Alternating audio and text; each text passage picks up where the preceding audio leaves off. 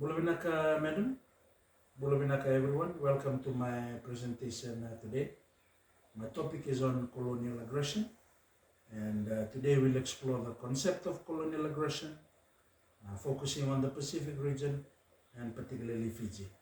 So, through this presentation, I aim to unpack the historical impact of colonialization and its continuing legacy in our communities and in the classroom. By the end of this presentation, we should be able to understand what colonial aggression is, be able to recognize the causes, the impacts of colonial aggression, and also appreciate our roles as teachers in teaching this topic in the classroom. So come along with me as we take a look back in time at colonial aggression, its impacts, and also the causes of it, and what are the legacies that exist in Fiji today. What is colonial aggression?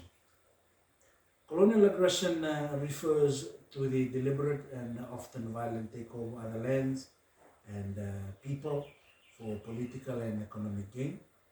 In the Pacific, this took many forms. Okay, so it was either taken by force or through trickery or even by pressure. So no one was exempted from it. Every Pacific Island country went through this, and also Fiji. And in doing so, it often meant imposing foreign systems and ignoring the ways of the local people. Right? So from treaties being signed, which often always were against the wishes and the will of the people or the local at that time, but through force they had no choice. They had to give in. They had to sign. So because of their vulnerability, they had no weapons to resist. Often always, most of them gave in to the colonial aggression or colonial powers. Why were the Europeans interested in the Pacific? Right? There are many reasons why. Okay? The Pacific was viewed as a valuable prize by these European powers.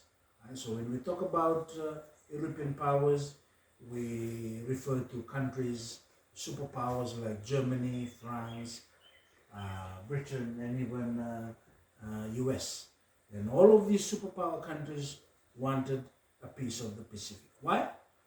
Well, there are a few reasons why. One, because of the resources that these Pacific Island countries had or possessed.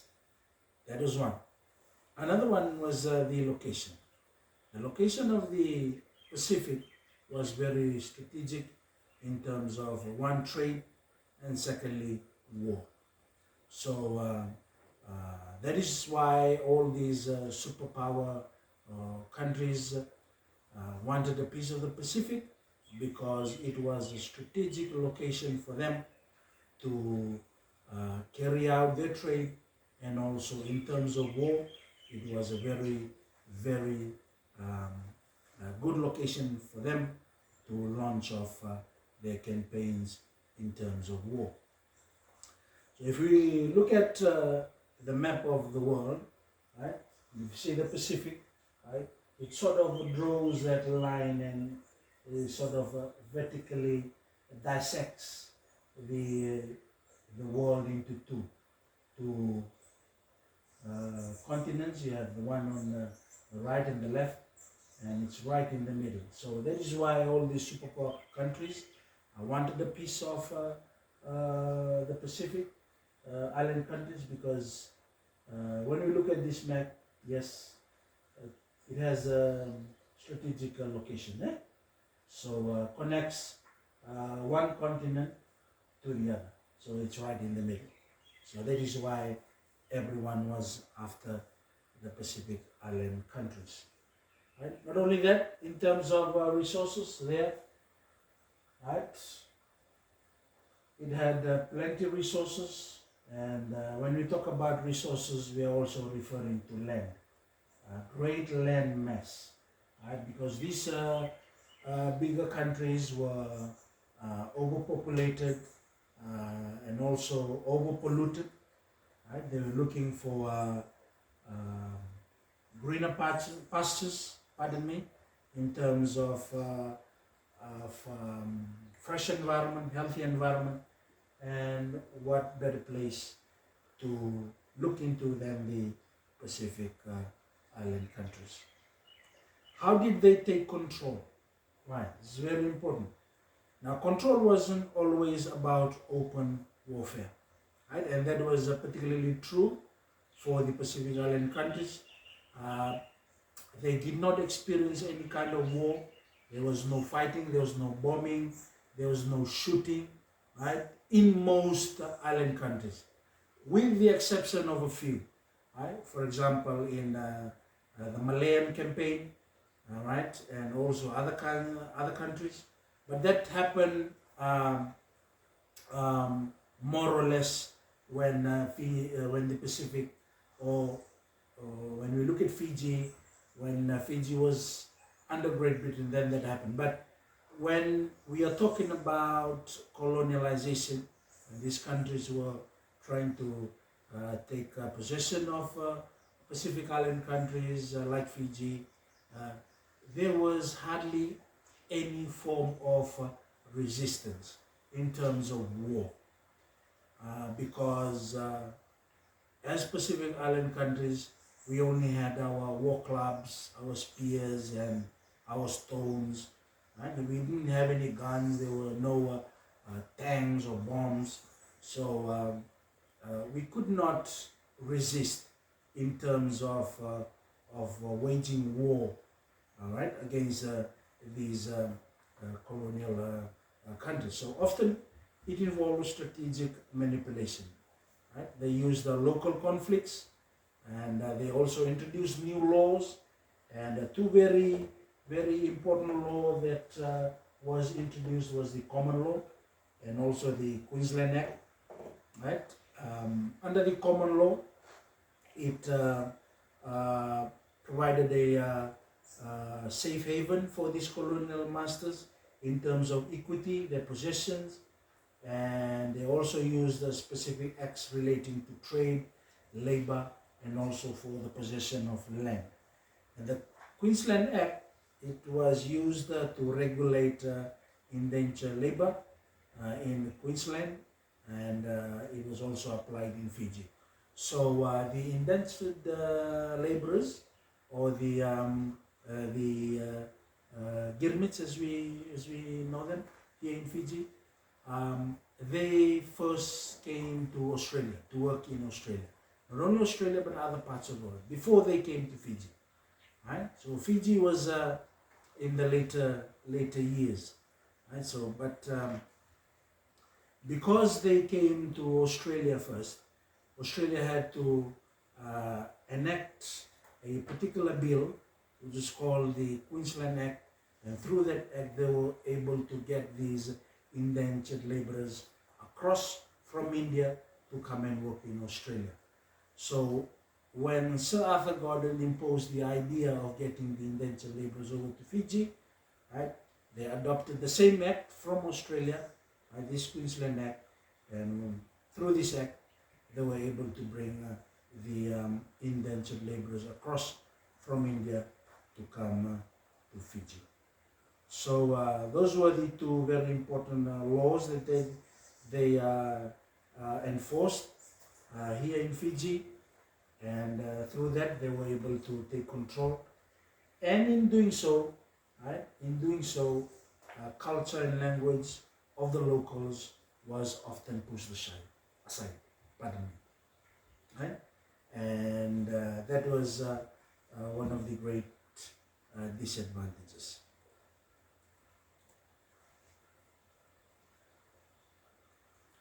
Fiji before the British. Before colonialization, Fijian society was deeply rooted in its vanua, the chiefs, and the customs. Right? So there was Fiji had strong chiefs, and there was shared land systems, because we know land possession in Fiji is done through the hierarchical system, right? And land distribution is also done according to clans or matangalis, right? So when the Europeans arrived, all this was disrupted. Many of these systems over time, particularly through religious and commercial influence, right? So when the missionaries came, when the traders came, slowly things started to change, right? Before they came, Fiji had a very strong traditional setup, right? Strong chiefs. Um, Land in Fiji was 100% owned by the chiefs, by the Fijians, by the clans, by the Matangalis. But as soon as the traders started coming in, as soon as the missionaries started coming in the early 1800s, things started to change slowly. Right? So when we talk about Fiji before the British, right, this is a picture of a village setup in the coastal area, right? This is what it looked like, right?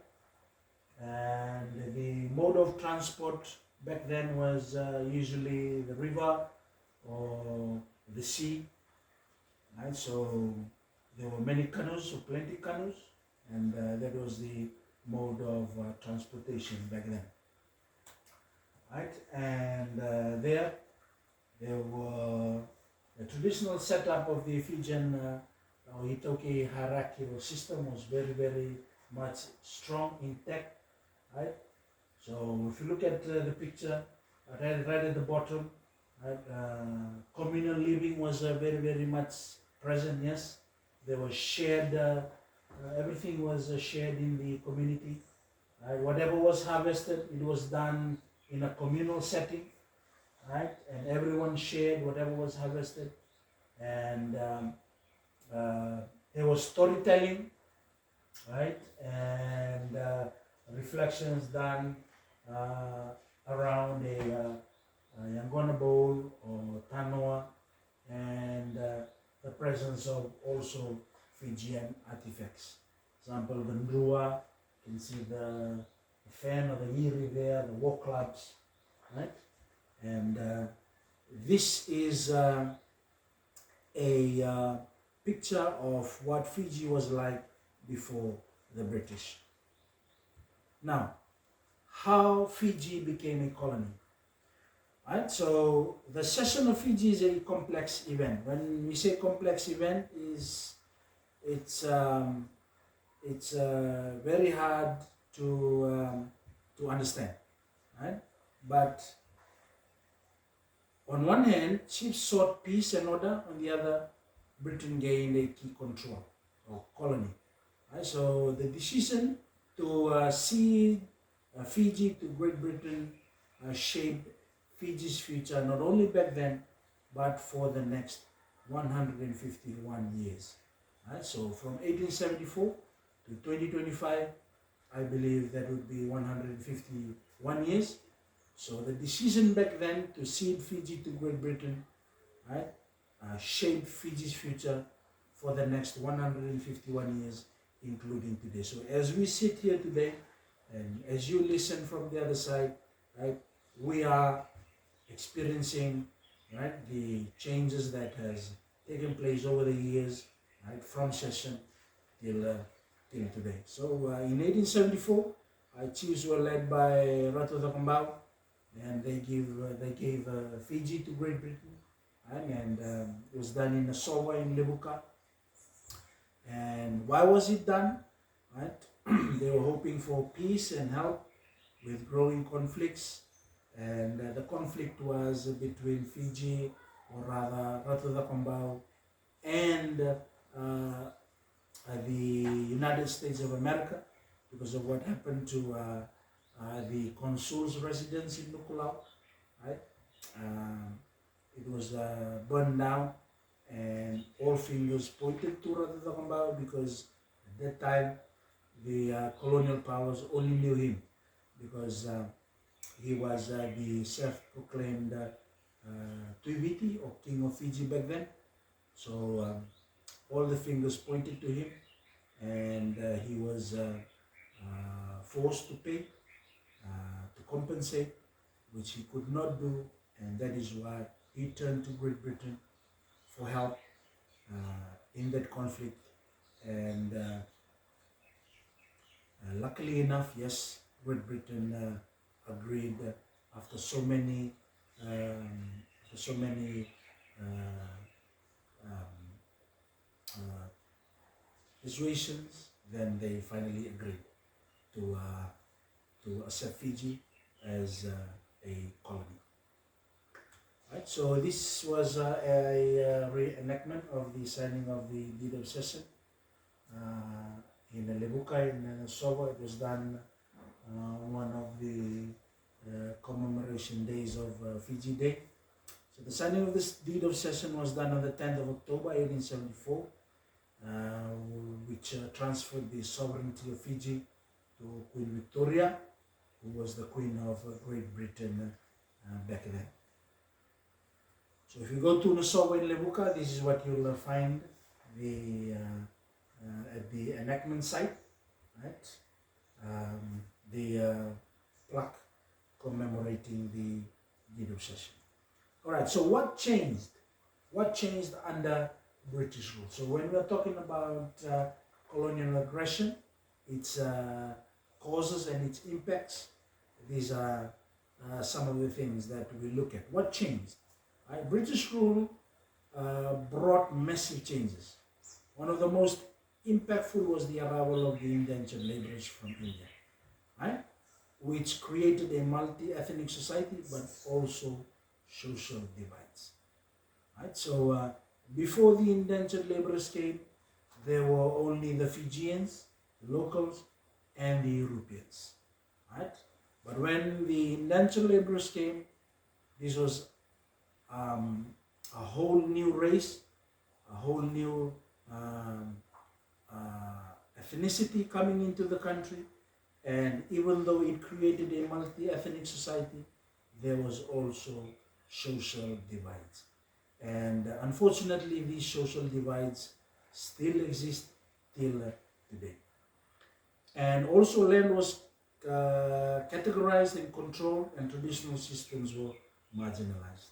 Right? So another very important thing that, or impact of colonial aggression, another important change that happened under the British rule was the redistribution of land, right? The categorization of land and the control of land. So no more the traditional system, right? Remember we talked about the 100% ownership of land by the Itaukes, by the locals before the British came. Now, no more, right? Land in Fiji was no longer 100% owned by the locals, right? So these are some of the very important changes that happened under British rule, right? So there you have it, the indentured laborers that came to Fiji. So basically this is what it looked like, right? On May 14, 1879, the first lot of indentured Indian laborers arrived in Fiji. Right, so 463 Indians, mainly from Calcutta, came to work in the sugarcane plantations in Fiji. Right? And it was the idea of Sir Arthur Gordon, the colony's first governor, as a solution to meet the shortage of labor. And the indentured laborers mainly hail from the northern part of India. Right? So in doing so, they had to bear standard conditions, and at the end of their contract, they were given a choice to either settle in Fiji or return to India. Right? So most of them stayed back and leased small plots of land from Fijians to develop their own sugarcane fields. Right? So these are the indentured Indian laborers that arrived in Fiji. So when we talk about the reorganization of land, right? This is what the land in Fiji looked like after the British came. Right? So there's a massive change from 100% now Fijian customary owned land is only sitting on 82%, from 100% to 82%, right? And that's about 3.7 million acres of land, right? So no longer, Fijians no longer own 100% of the land, right? Because now some of the land were redistributed, right? Rutumans owned about 11,000 acres, and now land was also converted to freehold land, state land, and you also had the Schedule A, original Schedule A, and Schedule B land. So that is how land was distributed after the British came to Fiji.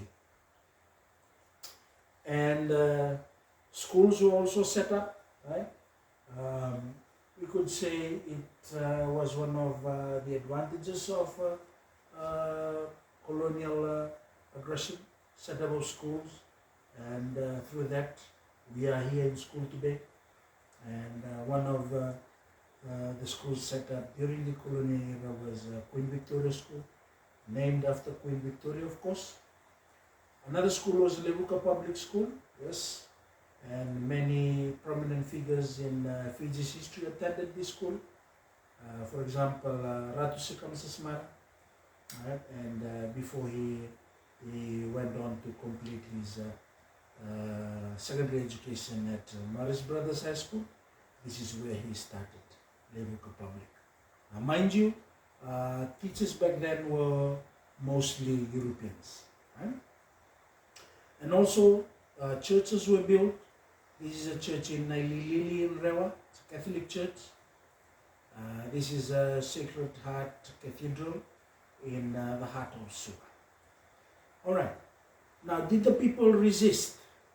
Did the people fight back the colonial aggressors? Answer, yes. Right? So despite the aggressions, Fijians were not passive. Right? In other words, they were more receptive. They were more receptive to the force that came in. So resistance came in, but however, resistance came in many forms.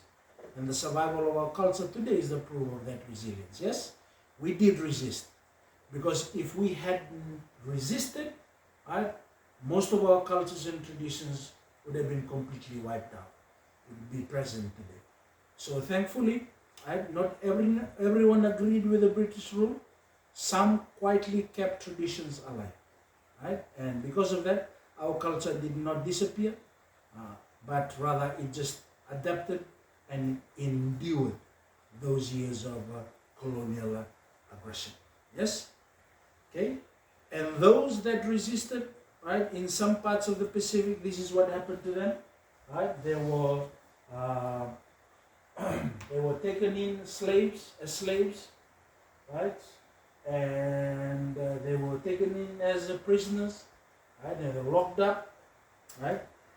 And in Fiji, when we talk about resistance in Fiji, right? And this is a very famous person that comes to mind, right? Apolosi Noai, or Apolosi R. Noai, and the Viti Kambani, or the Fiji Company. Right? So Apolosi Noai is one of the Fiji's most well-known rebels, right?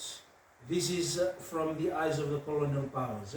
He was a rebel, but in the eyes of the locals, he was a hero, and has received relatively more attention from historians than other dissidents. The Viti Kambani is the best known of Fiji's resistance movements. When Nawai formed the Viti Kambani, or the Fiji Company, in 1913, he had supporters mounted the single most important popular challenge to the colonial administrators. When it peaked in 1915 and again in 1917, the Kambani, of the company, had established itself as a rival government in all parts of the colony except Rotuma, and stood as a powerful example of unarmed resistance. Right? So again, we're talking about unarmed resistance. No use of any forms of weapon, guns or tanks. It was purely unarmed resistance. And it also went to show that the locals had the ability to stand up and fight for their rights, fight for their dignity, fight for their culture, fight for their tradition. And they stood up. But unfortunately for Apollo Sinawai, he had resistance from within, right? From within, or other locals. And in the process, he was exiled to Rotuma. And when he came back, the attention of the Riti Kambani sort of quietened down or died down, but it did not completely die out, right? And so when we talk about resistance, this is one of the very famous, well-known figures in Fiji's history who led the resistance against colonial aggression. So, what did colonialism leave behind? What are the legacies of colonial aggression? Colonialism didn't end in 1970, right? Its effects are still felt. From the structure of our schools to land ownership debates, we are still living with colonial legacies, right? And one very important or clear example of the colonial legacy is what we are doing now, education system, right? I am a Fijian, I'm an Itoke, and there are some Itokes and Fijians across the floor on the other side, right? Why am I not presenting in the Itoke language? Why am I presenting in the English language? So this is one of the legacies that the colonial powers left behind, right? So other forms of legacies they left behind was the racial divisions that still affects us today. Yes, we discussed this in the previous slide. The arrival of the indentured laborers, the other ethnicities that are present in Fiji today. There are racial divisions. There are also social divisions, right? And English dominates in school, like I've mentioned. The land issues are still very much complicated, very, very complicated. We saw the distribution or reorganization of the land, the slides, in the previous slides, right? So we are still working through the effects of colonialism till today. That's the saddest part about it, right? Even though there's the presence of colonial powers are no longer here in Fiji, but the effects of their impacts and the effects of their rule are still very much being felt and present in Fiji today. Right? So what are our roles as teachers? It's very important. Right? As future educators, you have a role in unpacking these histories with honesty. Right? Often always we find teachers teaching out of biasness. They only teach one side of the history. Right? So this is a challenge to us as the teachers of today, as the educators of today, that we need to teach these kind of topics, especially in history, with honesty. Right? Teaching about colonialism isn't just about the past. It's about helping students understand the present. Well, we have to make them understand the past so that they are able to understand the present. There's a very famous saying that goes, right? You need to know where you,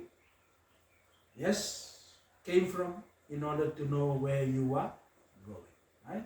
You need to know where you come from in order to know who you are.